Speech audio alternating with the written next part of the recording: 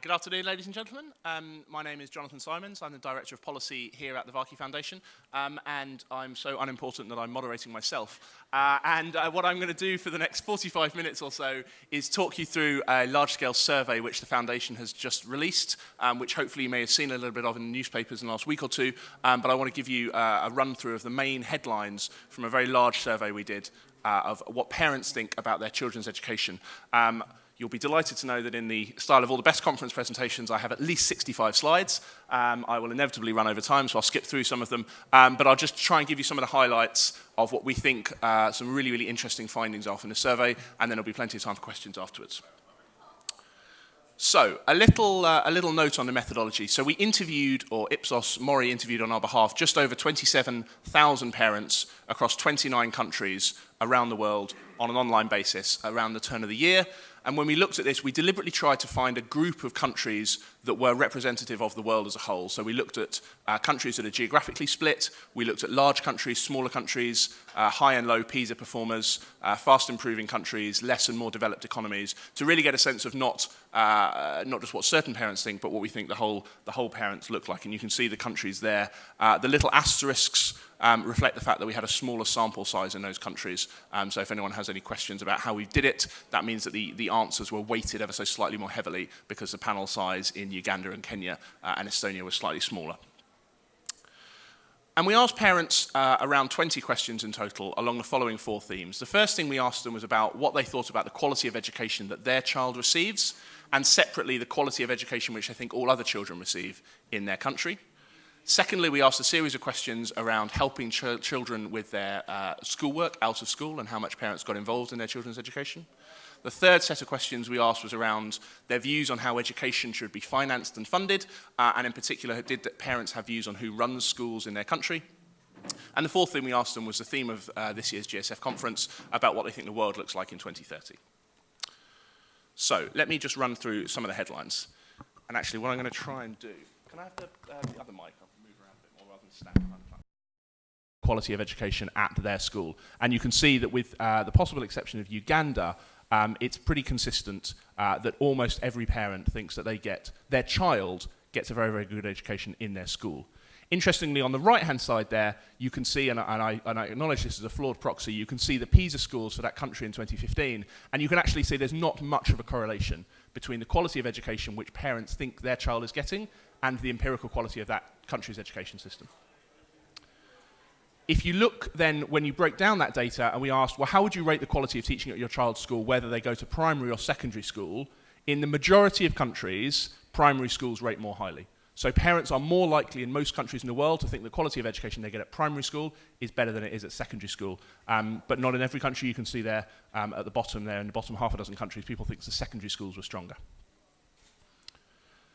And then we asked, we split out parents between those that go to fee-paying schools and those that go to state-funded schools. And it's an important definitional point here on fee-paying schools. We didn't distinguish between low-cost private schools and more kind of high-cost and elite private schools. So it's slightly skewed by the fact that you can see there in Uganda, for example, where a large proportion of children do go to low-cost private schools. Similarly in South Africa, similarly in Turkey, similarly to a lesser extent in places like Mexico and Brazil. So it's important to note that not all parents are thinking the same thing about private education when they send their children to what can be very low-cost private schools. But you can see there that in the majority of countries, parents think that if their child is going to a fee-paying school, they think the quality of education they're getting is better.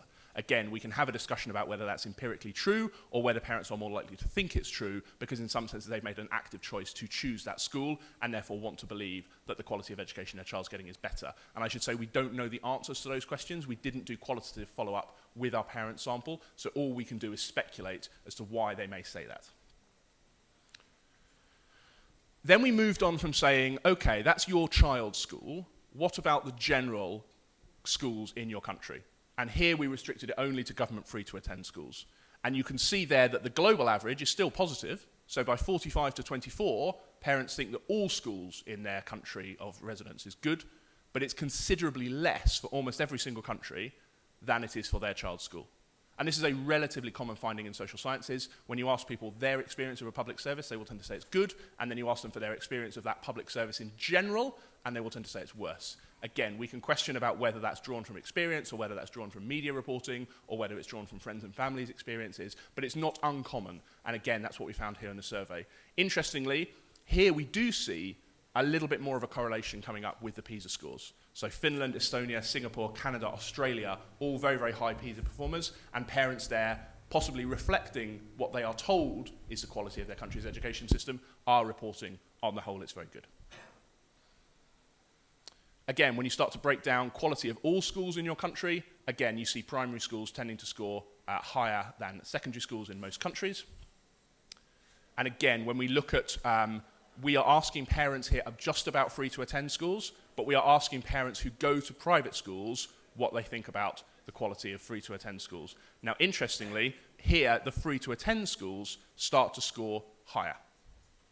So actually here, the percentage of parents who are going to free-to-attend schools are rating the quality of education in their country system higher than those who are at private schools. Again, you might think that's probably logical, because if you are opting out of the free-to-attend system into the private school system, you are maybe doing so because, at least in part, you don't believe that the free-to-attend system is a good one. So that you might expect that finding to have. But again, it's pretty stark there, that at the top there's a big, big difference between parents who are going to private schools, but nevertheless thinking that those free-to-attend schools are stronger. Then we asked a question which reflected the fact that, as we're all very, very familiar, the last decade has seen an absolute rush of global education reform.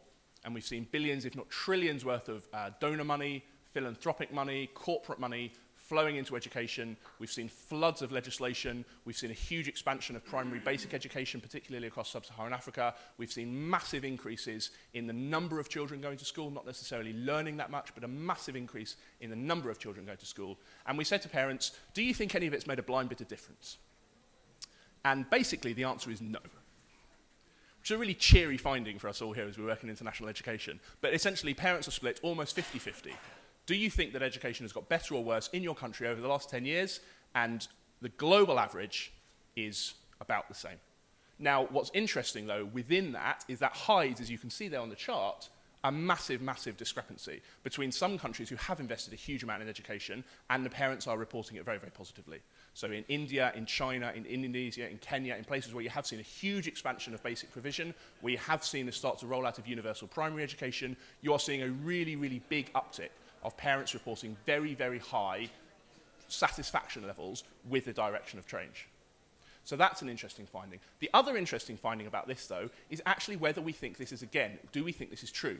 Do we think that it is true that the Indian education system, to take an example at the top there, has got radically better in the last 10 years? Because there's a lot of empirical survey data when we actually model the answers, when we model the level of knowledge that is learned by third grade and fifth grade Indian students, actually we find there's been almost no change in the last 10 years.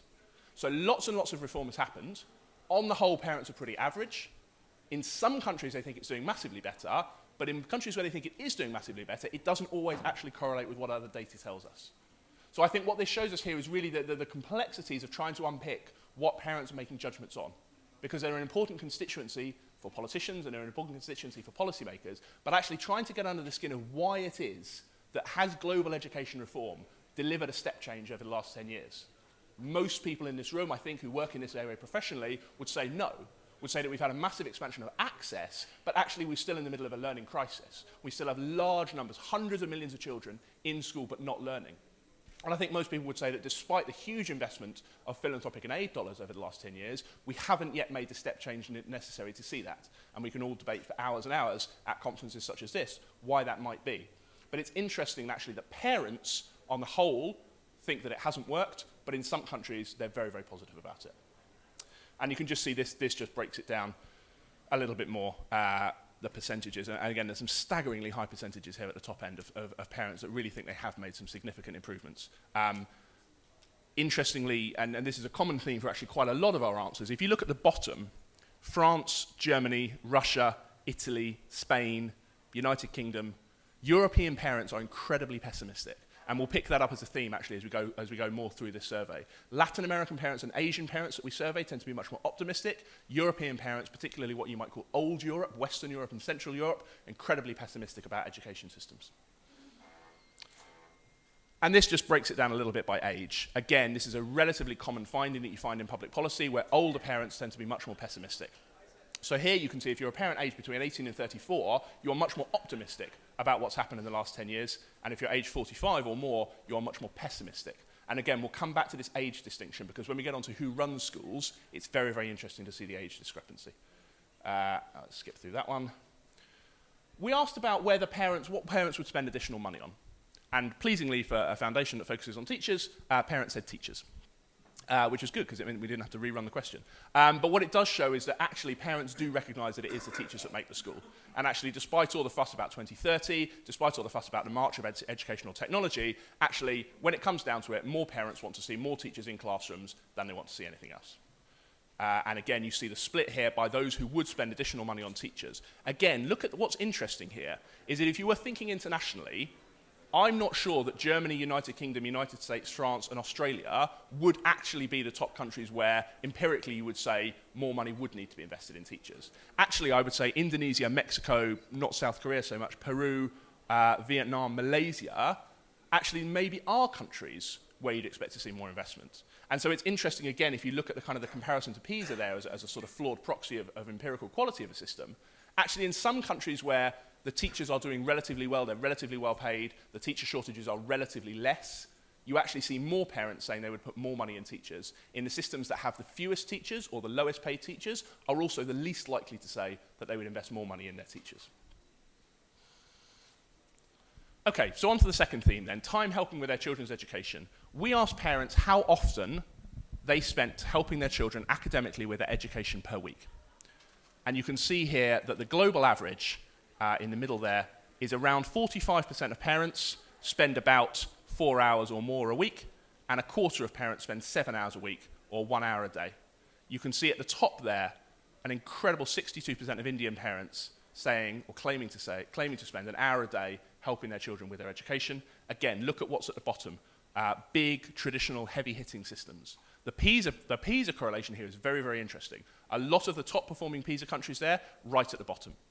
Now, you might say that's logical, because actually, if logically you think your child's school is a good school and it's helping them, you might conclude that it's not rational for you to spend your time helping your children with education. Actually, it might be that in China and Mexico and Indonesia, they recognize that they're trying to compensate for the defaults in the school system. But it's also interesting, I think, if you really do think that parents are behaving that rationally, I personally think that's slightly implausible. And it's therefore interesting, isn't it, that actually in some of the highest performing education systems, where we know how important parental involvement in children's education is, actually in some of those systems, parents are not helping their children, particularly with their education. And again, when you start to break it out into actual number of hours spent, the average Indian parent claims to spend 12 hours a week helping their children with their homework or with their work after school. Again, look at old Europe down at the bottom there. Finland, United Kingdom, France, Estonia, Spain, Germany, much, much less likely than the global average to be helping their parents to be helping their children with their education. And then we actually asked not just how much time do you spend, but do you think it's enough? And what's interesting is that in some of the countries where the parents are spending the most time, they also don't think they're spending enough. So again, in some of the emerging markets here, you see large numbers of parents spending large numbers of time with their children and still saying it's not enough. Whereas again, look right down at the bottom. Germany, Spain, Russia, Italy, France. Countries who, on the previous slide, are not spending that much, are also the least likely to say that that's a problem. So you're starting to see a real discrepancy here regionally between parents who think that it's important to spend time with their children and parents who don't think it is.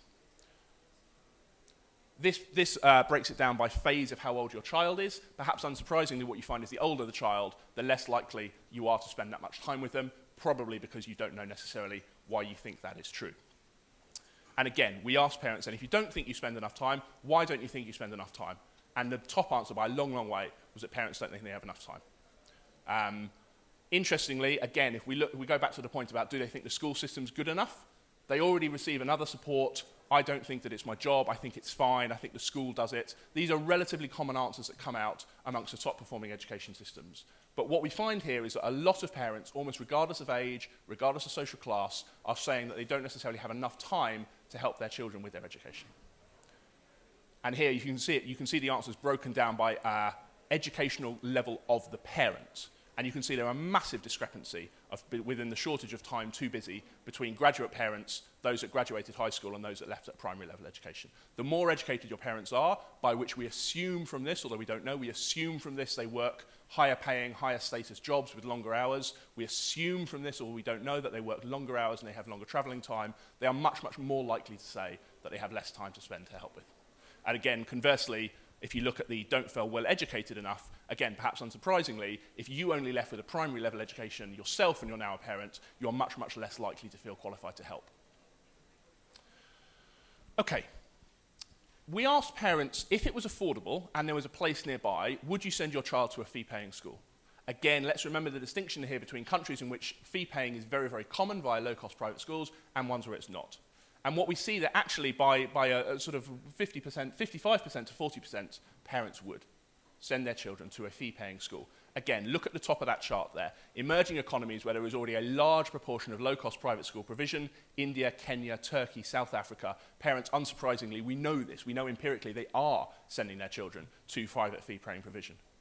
Down at the bottom, again, more of your sort of G7 old Europe type countries. But I think the Finland one is quite an interesting example as well, because yes, it's second from bottom, but actually Finland, 29% of Finnish parents, almost 1 in 3, would actually quite happily send their children to a private school, despite the fact that there are no fee-paying schools in Finland at the moment. So what you've got here is a level of dissatisfaction, even in a very, very high-performing PISA country, where 1 in 3 parents are showing willingness to send their child to a private school. Once you break it down, again, you see this big discrepancy starting to emerge by age and by education level of the parent. And on the whole, if you are younger as a parent and or if you are more educated, you are more open to education pluralism. So if you as a parent are a graduate, by 60 to 36%, you are happy to contemplate sending your child to a fee-paying school. If you're an 18 to 34-year-old parent, again, by 66 to 30, you are likely to contemplate it. Whereas if you're 45 plus, 47, 47. Again, we're assuming here that they can afford it. We're assuming there's a place available. This question is just getting at principled support or principled objection for it. And it's quite a staggering shift just by age of parent. If a place was essentially handed to you on a plate, would you take it? And older parents say no, and younger parents say yes. More educated parents say yes, less educated parents say no. We asked a similar question where we attempted to get under the skin of vouchers and PPPs, and again, this shows a similar thing. We show a very, very high level of approval for the principle of vouchers. So again, you're sort of trying to get at the private school question here again, but in a slightly different way. So rather than an actual private school, we're talking about a voucher here paid for by the government. Again, you see a very, very similar thing in countries where they are very, very common with voucher and PPPs, Kenya, India, South Africa, you see a big level of parental support for it. Down at the bottom, in Europe, in countries where this is less familiar, you see a much more scepticism of the principle of vouchers and PPPs. Again, though, look at the difference in split. Look at the extent to which it changes by the education level of parent and by parental age. So 68% of younger parents will contemplate this, but only 55% of older parents would contemplate it. Interestingly, 13% of parents who are currently sending their child to a fee-paying school don't like the idea of the government paying for their child to go to a fee-paying school. I have no understanding or no explanation for that data point. Then we asked not just about private schools or about PPPs, but we asked about various different institutions running free-to-attend schools. So as opposed to the government running schools in your country, what do you think about various other institutions running schools in your country? And we asked specifically about charities, parent groups, teachers, private companies, and religious institutions. And you can see here that for all of them, particularly for teachers, and least so for religious institutions, parents are quite willing to open up to pluralism. So these are free-to-attend schools that are nevertheless run not by the government, but run by somebody under contract to the government. And you see there, but by a quite big majority across all 5 of those groups, parents are willing to talk to all of those people. Again, once you start to break this down now, we have groups of teachers running schools. This is the most popular answer by far, and you can see that with the exception of Japan and Italy, Germany and Peru, a majority of parents say they are willing or they approve of the principle of groups of teachers running schools that they would send their children to. Same question when we look at parent groups. Again, some very, very high scores coming up here. Again, Japan, right at the bottom there. Japan has a very, very strong skepticism of anyone other than the state running schools. UK towards the bottom here, that has quite a lot of skepticism. Again, look at Italy, look at Germany. Again, you've got a sort of cluster of Europe down at the bottom there. At the top, unsurprisingly, emerging markets who've got a pluralist education system, much more willing. Charities, again, similar picture. UK, France, Germany, Spain, right at the bottom. Emerging markets right at the top.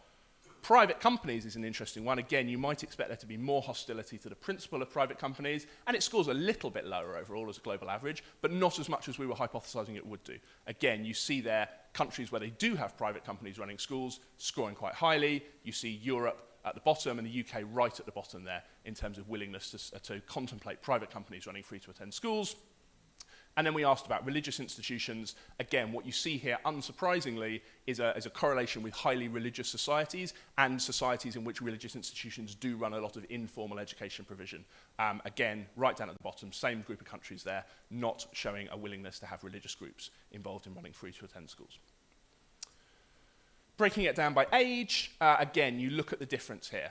If you are a younger parent, you are more willing to adopt the principle of pluralism. You are more willing to have any of these groups of people run schools if you are a younger parent compared to if you're an older parent. And it's a consistent skew by category of age across every single criteria. And we saw that again if we think back to previous ones where we broke it down by age. Younger parents, more educated parents, which is on the next slide, again, much more willing to contemplate pluralism. And then lastly, we asked parents what they thought about the future, and this was one of the ones that Vikas pulled out in his opening plenary this morning. I was quite smug about this answer because I hypothesised that this would be the answer, and everyone else in the foundation said it wouldn't be. We asked parents whether they thought their children's school was preparing them for the future, and I said parents will say yes, and everyone else said no, they won't. And parents said yes by a 2-to-1 majority. Actually, they do think that schools are preparing their children for the future, which is not the common theme you have in conferences like this. It's not the common theme you get from policymakers. It's not the common theme that you get from a lot of vested interests talking about various products which they think school systems should buy. You do get a lot of concern that schools are not preparing children for the future.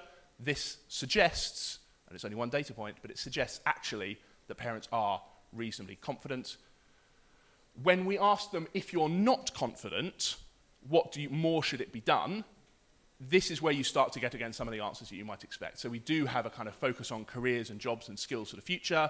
There is a focus on curriculum. There is a focus on technology. You might expect these to be the answers that come up, and indeed they do. So when parents say, no, I don't think it is preparing them for the future, we do find that the kind of common answers that tend to dominate the conference circuit come up here. But I do come back to that first point again. This is just in the 2/3 of parents, so the 1/3 of parents that think their schools aren't preparing them for the future. Actually, when you look here, most parents do.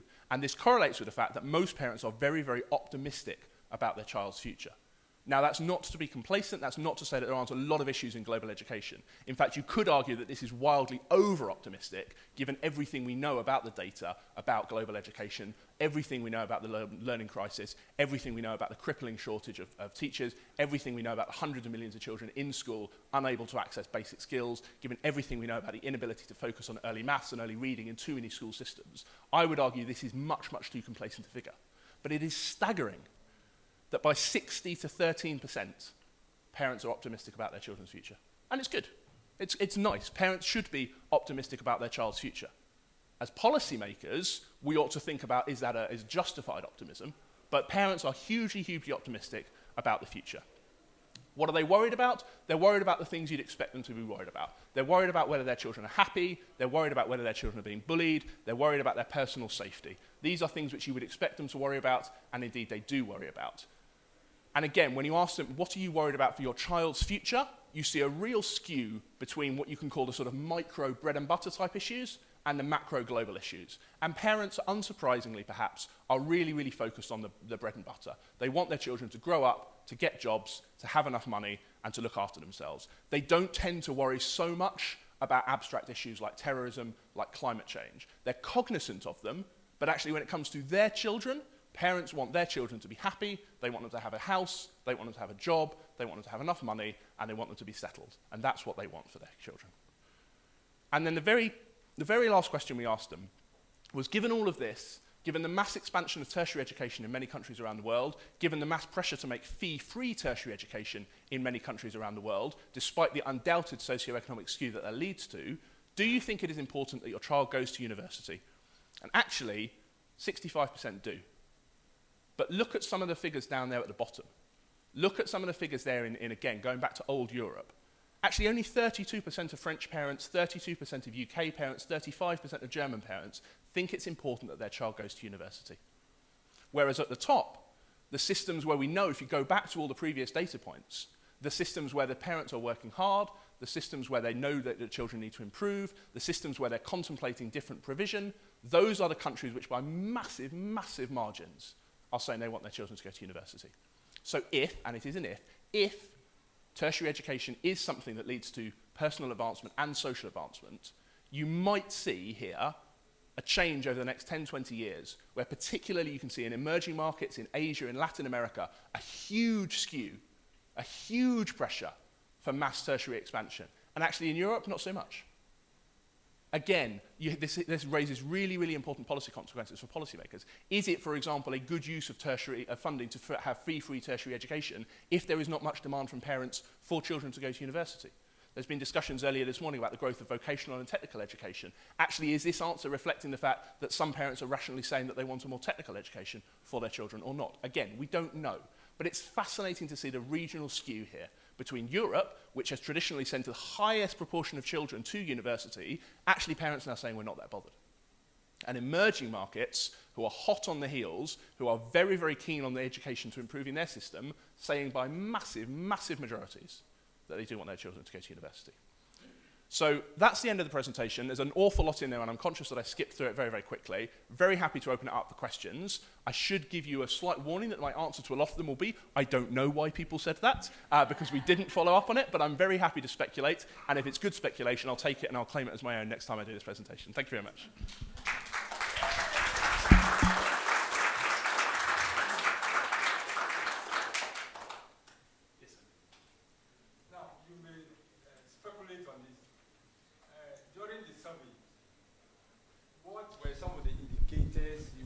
Parents as to what constitutes quality education, some of the indicators. And I might comment also on this issue that you said parents who want to, if there's free paying institutions, they rather want to pay themselves. And you don't know the answer. I can speculate maybe they want to feel proud they paid for their own children's education rather than somebody paying for the education. So that might be the reason why parents who want to choose paying their own children's school fees rather than letting the government pay for it.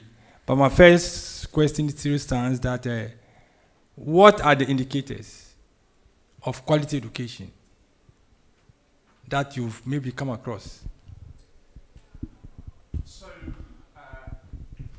So a very good question and a very informed piece of speculation, which I will pinch. In terms of what we use, so when we deliberately didn't define quality education in the survey, we deliberately didn't want parents to be guided. So we simply asked them, use your own definition. Do you think your child has a good education? Do you think the schools in your country are good? And we left it entirely up to them how they would define that. We used the PISA scores as a kind of flawed proxy just for an interesting point. I wouldn't put any more weight on them than that. I certainly wouldn't correlate them across. But we use it as that because simply you've got to have an empirical data point, and that's got the bigger sample size. We could have put Pearl's or Tim's data up there, but it's the biggest kind of cross-country comparison there is. But it's a very good point to make, which is actually, and this is a point I made about some emerging markets, we know, and I think Susanna from ARC is in the room, made this point, we know in some of the emerging markets that actually the children aren't getting a quality education, because we know from the survey data where we ask children how many can read at a grade appropriate level, we know that lots of them can't. And we know that that hasn't changed for the last 10 years in countries like India, for example. So actually Indian parents are saying they think their children is getting a good education. Arguably, the actual empirical data is telling you exactly the opposite. So I think it has no more weight on it than the weight that should be given to anything where a large constituency of people think that. Because if you are, one of the reasons this is really interesting to us is because we as a foundation are increasingly interested in the political economy of reform, how you make education happen, how you make reform happen on a systemic level, and how you make it stick. And that can't happen without government engagement. And one of the things we're trying to understand under here is what motivates governments, and in part that's what parents think as their voters. So we think it is important what parents think, whether it is true or not, because that will affect what they want from their governments. People may speculate on good education because of the good examination results they get. But is that what should be used for defining good quality education? Because you realize that people may be getting very good marks in examinations, but how are they performing in life, society? Is there any correlation between your good marks in examinations in the school and then how you perform actually on the job in the market? So what's good quality education? I think that's a very big issue that we must, carefully, unravel.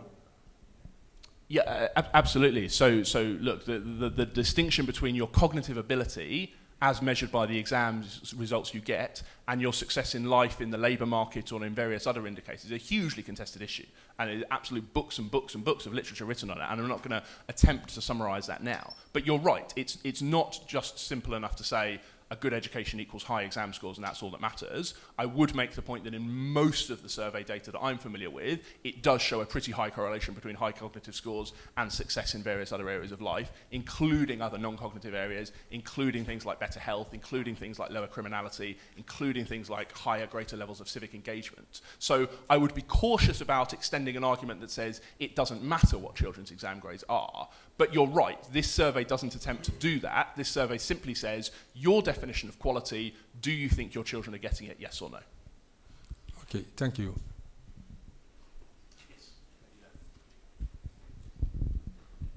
Hi, Lynn Kobayashi from Japan. Could you pull up the, second last slide where it asked parents whether they're optimistic or pessimistic about their country's, their children's future? Yeah, Japan is at the very bottom, which I'm proud of.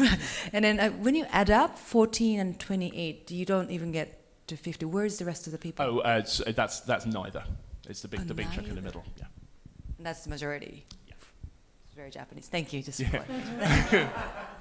I mean, it's an interesting point though, because actually, South Korea and Japan, which were the two sort of Southeast Asian countries which we polled here, which again, with all due limitations of PISA, et cetera, are two of the highest performing education systems in the world, consistently rank amongst the bottom here.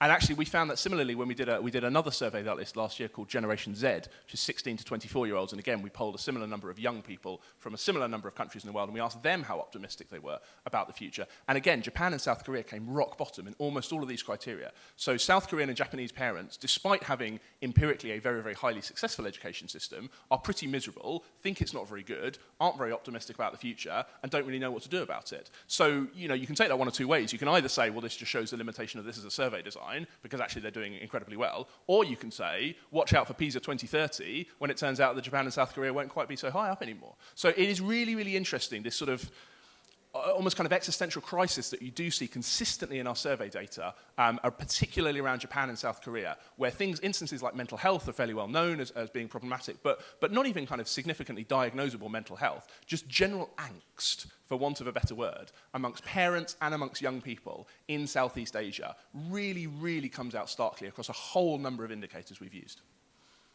Yes, Lady Danfant. It's a speculation. Oh, I like that.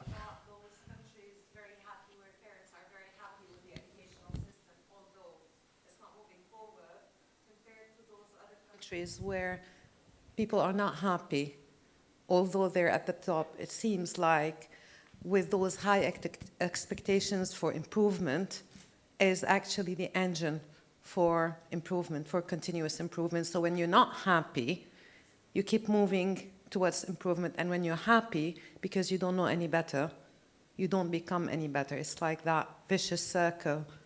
And then, of course, with those high expectations comes the not so well-being, but then performance, just a speculation. Yeah, no, I think that's a very good one.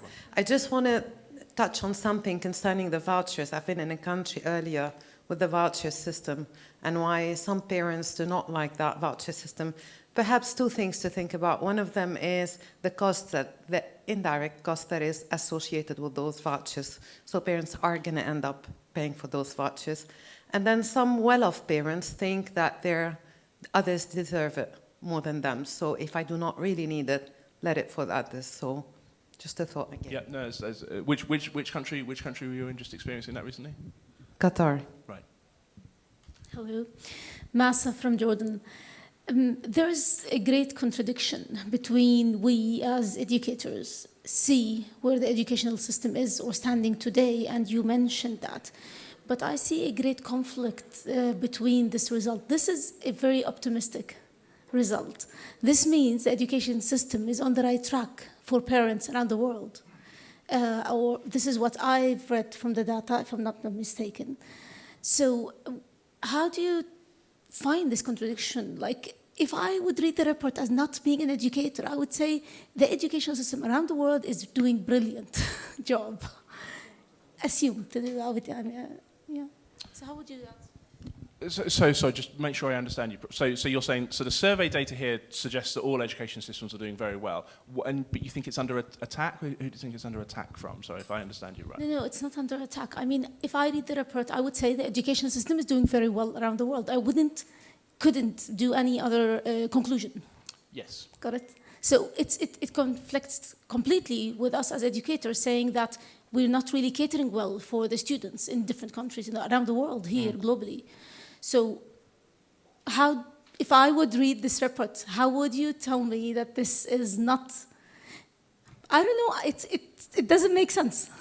So I know it's data, yeah. but... Yeah, no, it's a really interesting point you raise. And again, I think, so some people would argue that this shows the limitation of asking relatively uninformed people about a quality judgment, which is very difficult to make. And I think there is some truth in that. Some people would say the contrary, that actually those of us who are too involved in a system sometimes focus too much on the problems and actually don't always take a step back and look at the growth. And I think there is some merit in both of those arguments.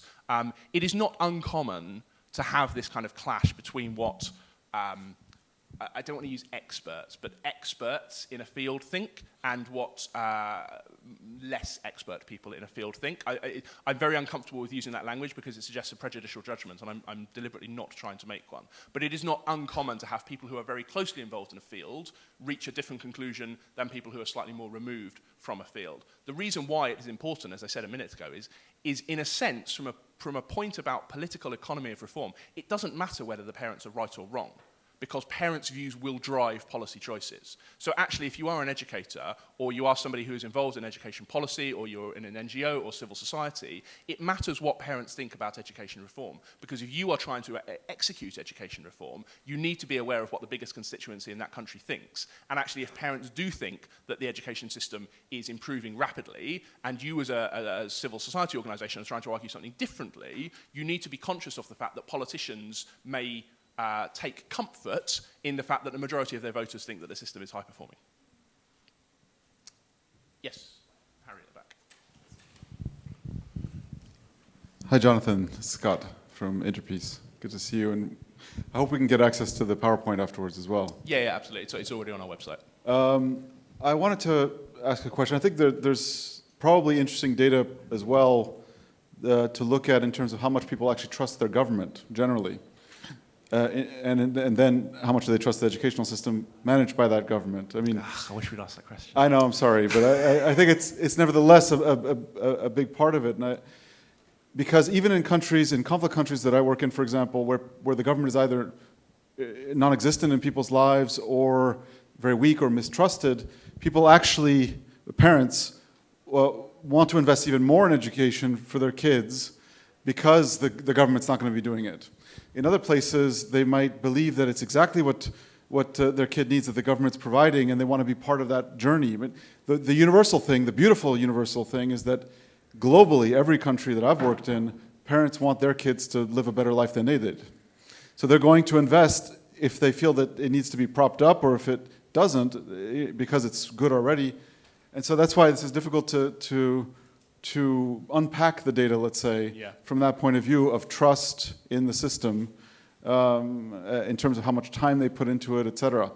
The other question I wanted to emphasize what the gentleman who asked the first question said, is that often it's the informal skills, emotional intelligence, which actually makes you more viable in the workplace than some of your technical skills, let's say. And did any of that come through in the data points about how much people think that the education system actually develops a well-rounded child or future citizen versus one that is une tête bien pleine, as we say in French, with a full knowledge? Yeah. So the chart I've just put back up on the screen there, so the yellow bars are for parents who think that there needs to be what we call greater focus on non-traditional or softer skills. So you can see this does score in most countries pretty highly.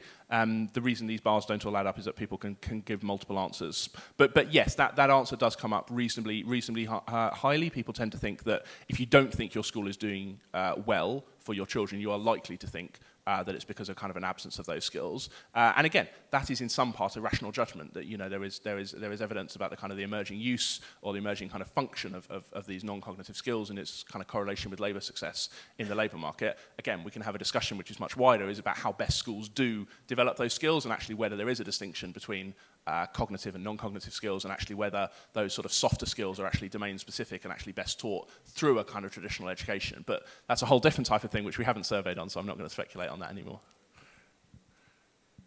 Yeah. So I'm really interested in that slide about parental choice in higher education. I thought I'd share something that came up in a session we had in the boardroom earlier, which is about the difference between signal and skill. So a speculation that the signals in the technical education system are perhaps clearer where that technical education system is more embedded, whereas higher education offers a clearer signal to people, despite the fact that it may actually be the wrong signal. And my colleague from India, who was on the panel in the boardroom, pointed out that there are parts of India where you can go and do a short course and become a taxi driver and earn 5 times as much as you would if you got a standard bachelor's degree from a local higher education institution, which I think puts a lot of premium back on the fact that parents are deeply supportive, and that I absolutely recognise the goals that you've set out that parents have for education, but parental careers advice is often 30 years out of date. So I suppose I should have a question here. I suppose the question is, how can we use some of the data that we're starting to get? You know, you look at something like in the UK, we have data on which apprenticeships pay more and which pay less, to help parents understand the choice that we're always going to end up asking them and their children to make at 16 or 18 or 21. Yeah, I mean, it's a really good question, and you know, if we had £1 for every conference panel that you and I have been on where we've talked about the kind of dearth of technical education and why it is that parents don't respond to labour market signals, you know, we'd be the ones giving away the $1 million prize. I think you're right, essentially, in a nutshell. I think there is, for better or worse, university does tend to have a very, very high labour market signalling. It does tend to attract, in most countries, a pretty significant labour market premium, and as such, it is probably logical. Not least, it doesn't in many countries, harm your wage potential. It is logical to take it as opposed to a kind of technical qualification, which often doesn't give you that labour market return, even if it might be a better thing for you to do, in inverted commas. Ultimately, I mean, the thing I've never really understood about technical education is why, if there's just a kind of total skill shortage in so many occupations, that isn't reflected in kind of wage gains. You know, why is it that almost every employer that you ever meet will say that they suffer a massive shortage of technical skills, and you ask them if they've ever considered raising the wages to encourage people into it, and they've all said no, and they think the government should do it. And, you know, well, I mean, why not? I'd like a pony as well. But you have to, at some point, kind of put your money where your mouth is, and if you think there's a technical skill, you have to recognise it in your wage gain. And university, for better or worse, does often do that. And if more technical qualifications did that, then I think that would naturally sort of start to see to use a plumbing analogy, you'd start to see the taps turn on. Well, coming back on that, in your chart, potentially the countries where that is beginning to happen, or in the case of, for instance, Germany, if I'm going to be stereotypical about talking about technical education, that's where those things do happen. That is true. They do often have a more developed technical education system, but they also send globally, looking at that group of 29 countries, they are also the people that send a much higher proportion of young people to university than the countries at the top of that chart.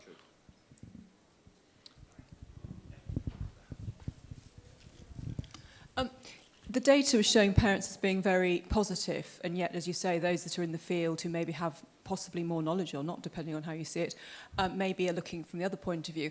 Isn't there a sort of an elephant in the room here that suggests that maybe we need to provide parents with a continual education, if I could call that? We talk about CPD in our roles as educators. Do we need that for parents so that when they are with their children and talking about their futures, that they're able to be more informative in what they're sharing with their children as well?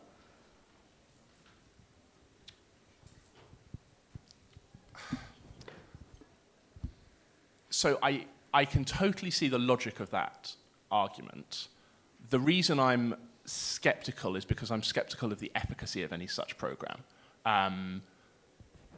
Can I just come in? So, Yeah, but we have parent-teacher evenings, don't we? And all that Yeah. seems to happen in parent-teacher evenings, when I think back to my son, which was a little while ago, but I'd go along that, and it was all about, you know, the targets. Was he going to hit his target? Was he going to get his 10 A stars or whatever? But nobody really talked about why he was getting his 10 A stars beyond getting into university. Well, isn't education about what happens outside the classroom, not inside the classroom? And can we do something to maybe help parents to start to view education differently? Yeah, so I completely agree with you about that. I think when the existing routes between parents and schools are dominated by accountability metrics shared with parents as opposed to kind of their children's development, then that's a flawed system. Accountability metrics are between the schools and the people who kind of regulate them rather than schools and parents. A conversation between a teacher and a parent at a parent-teacher evening should be about your child's performance, his or her progress, why it's important, what it is that they like, what it is that they don't like, and so on. So yes, to that extent, I completely agree with you that actually we should be having the right conversations with parents rather than the wrong conversations with them. Sorry, really quick question around the homework aspect. I'm guessing that was generally homework, so it wasn't split by subject, say? Because obviously the findings that you got from the parents is lack of time rather than lack of knowledge, although that came in slightly high, was it? Do you know specifically if there are any subjects that suffer more than others? So we deliberately didn't ask, and in fact we deliberately didn't use the homework word because we wanted parents, particularly in different countries, who often kind of, for example, helping run informal education, supplementary schooling, potentially even just taking your children to and from school. We wanted all of that to count. Now it got shortened in all of the media to homework, but actually we don't know if it is homework or more, but we certainly don't know, as you say, whether it's easier or not for parents to help with a modern foreign language or maths versus science or humanities. We don't know.